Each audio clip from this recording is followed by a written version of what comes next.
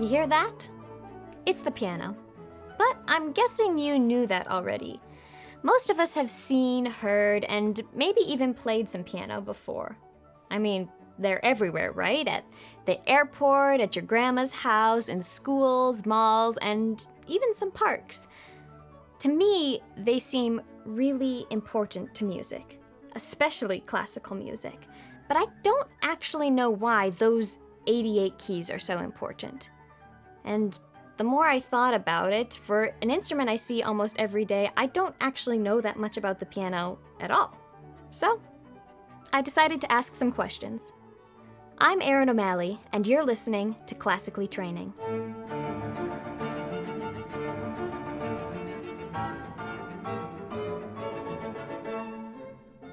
Question number 2. How did the notes on the piano get there, and why are they so important? My team and I paid a visit to Schmidt Music, where we were greeted by dozens and dozens of pianos, and I had a feeling we were in the right place. I also met Andy Fleser, the perfect person to answer any questions I had about the piano. Andy, thank you so much for being here today as our resident piano expert. Thanks for having me. So, I have so many questions about the piano, and considering you have a master's and doctorate in collaborative piano, you're a performer and a teacher, a music director, and now piano salesman, I think you might be the perfect person to answer some of my questions today. I'll do my best. So, Andy, I am classically training. And I am learning all about what classical music is and all the things that go into it to make it what it is. And when I think of the piano, I think of it being one of the most important or foundational instruments for classical music. Am I right to think that? I'd say so, yeah. I mean, you're talking to a piano guy, but seriously, it is true. Piano is one of the foundational instruments. It's a reason why, every college music major has to take piano proficiency tests before they graduate, etc. And why is that? Why is the piano so important? The big answer is polyphony, harmony. You can play more than one note at once. Now, on a violin, you can double stop and you can play more than one note at once on that as well. But you can't play like 10 notes at once, right? So you can form entire chords, entire harmonies. So you just have a lot more music at once available to you. So you can just hear a lot more. Was the piano made to play classical music? That's a difficult question because what were we calling classical music at the time of its invention, right? I mean, I can say this. I can say it was an instrument in the courts first. And so the music that was being played in the courts, ballet music, opera music, chamber music, stuff that we generally do consider now to be classical music, at its conception, it probably wouldn't have been played for, like, say, folk music, right? And the main reason for that is because of its size. You can't bring it from home to home. You can't bring it to the town square, things like that. So it can play any genre of music, but classical piano is something that exists. For sure. I'm wondering if you can show us a little bit of what that would sound like. Absolutely. Let's do a little Beethoven. Let's do it.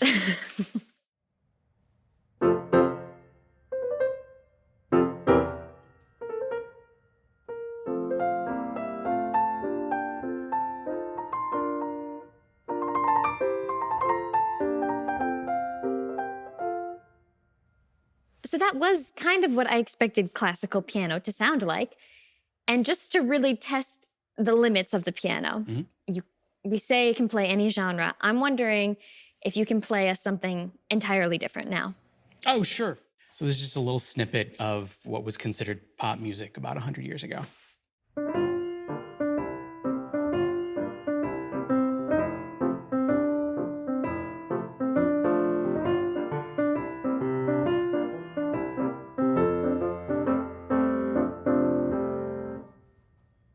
So I really want to know how these notes got on the piano.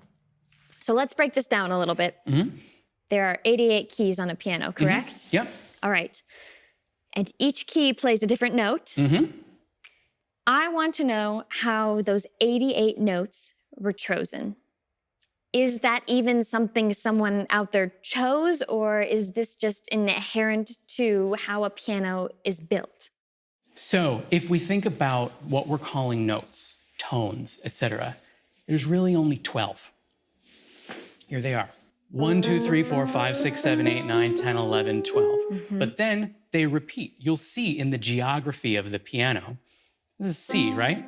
It's the one just below this group of 2 black keys. Here's another C. Here's another C. And you can hear it has the same character, right? It's just higher or lower. Now, scales, our sort of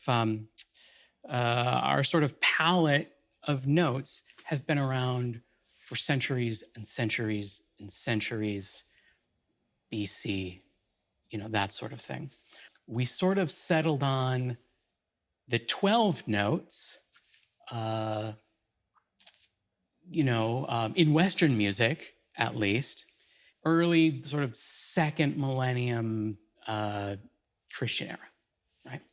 And then we got to a point where we've decided, there's going to be an equal amount of hertz, that's wavelengths per second, an equal amount of hertz in between each note, dividing these 12 up into equally divided notes. And we figured that out sometime in the 1500s, I think.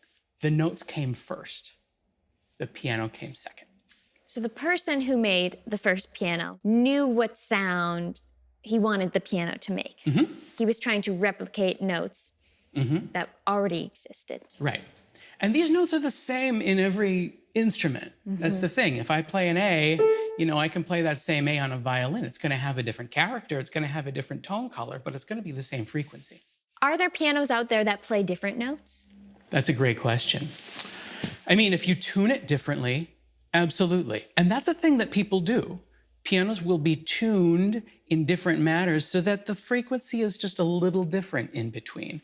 Generally, there's still the 12 notes there. And why would someone do that? Maybe they're trying to be historically accurate, because we didn't really start to accept this, as I called it, or as we call it, the equal temperament in between notes. We didn't really start to get into that as a listening culture, and this came out of Western Europe, as a listening culture until like the early 18th century, right? And so we just had different systems of tuning. Also, there's just different ears like different things. Different cultures have different systems of tuning as well.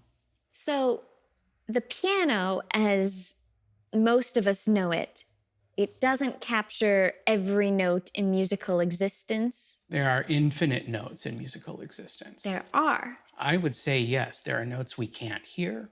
There are notes in between the notes.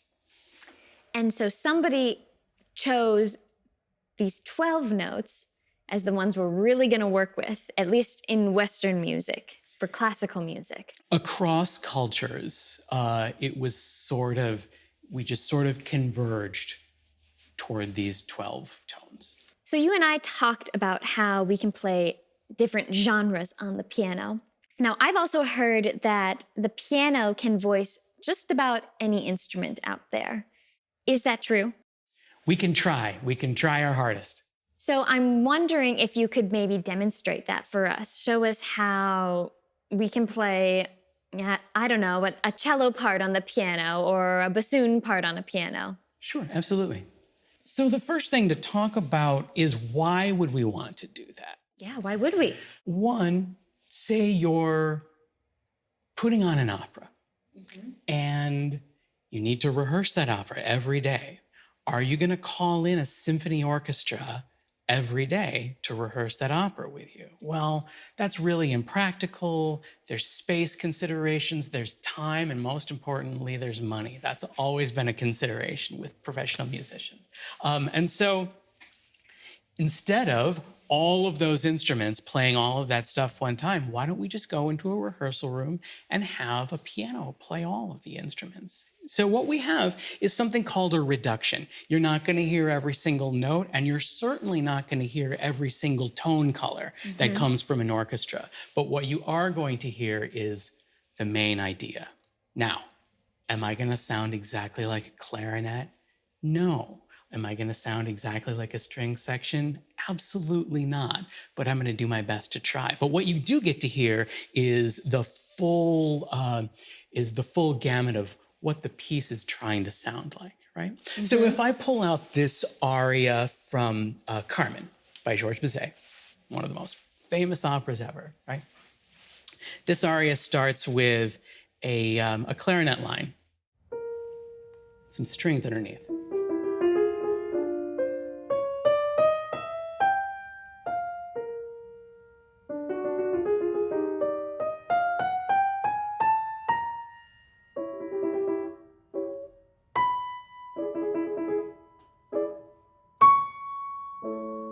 And then I think it switches to oboe and maybe some bassoon. And then we get some bigger parts here. Now, does it sound like I'm playing a clarinet? Not really. And you know, one of the big reasons why is clarinets can crescendo. They can get louder on one note, and pianos can't, right? If I were a clarinet player, I could put more air into the instrument and it could get louder. If I were a string player, I could apply more pressure from the bow to the string and it would get louder. Once I play the piano, That's it. my note can do nothing but decay, right? So, am I gonna sound exactly like an orchestra? No, but I'm gonna try my best to capture that character, right? So if I have, you know, even if I've like timpani parts.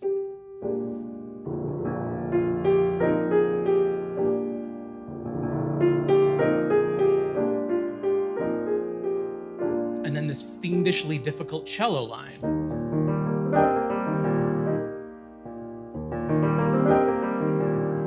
Right? And so I'm going to do what I can to capture that ebb and flow. Am I going to be a perfect symphony orchestra? No, but I'm cheaper. So what is unique about the piano that makes it better for playing multiple instrument parts than any other instrument? Well, you can play a lot more parts at once. That's one of the big things about it. I don't just have to hold my clarinet and play the clarinet line. I can do that, and I can play the string part on the other hand, or I can play the string part in the right hand and the fiendishly difficult cello line in the other hand. It allows me to do more than one thing at once. Am I going to capture every single note? No, but I have 10 fingers, so I get to make 10 notes at a time if I want. So finally, as a piano player, a piano expert, a piano salesperson, what advice do you have for someone who is starting out on the piano or someone who wants to learn more about the instrument? Sure. Listen, listen, listen, and then listen some more. Ask questions, and don't be afraid to try it out yourself. One of the great things about the piano is that there isn't a sort of degree of difficulty to begin. I'm not saying it's an easy instrument to play, but it is an easy instrument to make a note on, right? We don't have that sort of, if you're playing a woodwind instrument, it's gonna start with some squeaks. And if you play a string instrument, it might start out with some scratchy tones, that sort of thing. I just played a perfectly nice D, right? Like Very it's just pleasant. a very good note right there. And then after that, maybe you'll learn a chord, maybe you'll learn D major, right? That sort of thing. But it's one of those, it's a cliche, but minutes to learn, a lifetime to master. Andy, thank you so much for chatting with me today and for answering all my burning piano questions. My pleasure. I hope we get to do it again. Yes, please. While pianos might be everywhere, they are certainly not ordinary. I think pianos are everywhere because they are kind of magical. They are built in ways that allow them to do things that other instruments cannot. So maybe the next time I see a piano, I'll look at it differently. knowing that those 88 keys put an entire world of music, literally, at our fingertips. This episode was produced by Daniel Nass. Video production by John Reynolds with technical assistance from Josh Savageau, Evan Clark, Alex Simpson, Megan Lundberg, and Elizabeth Iverson. Special thanks to Andy Fleser, Schmidt Music, Katie Condon, YourClassical NPR. This is APM, American Public Media, bringing music to life.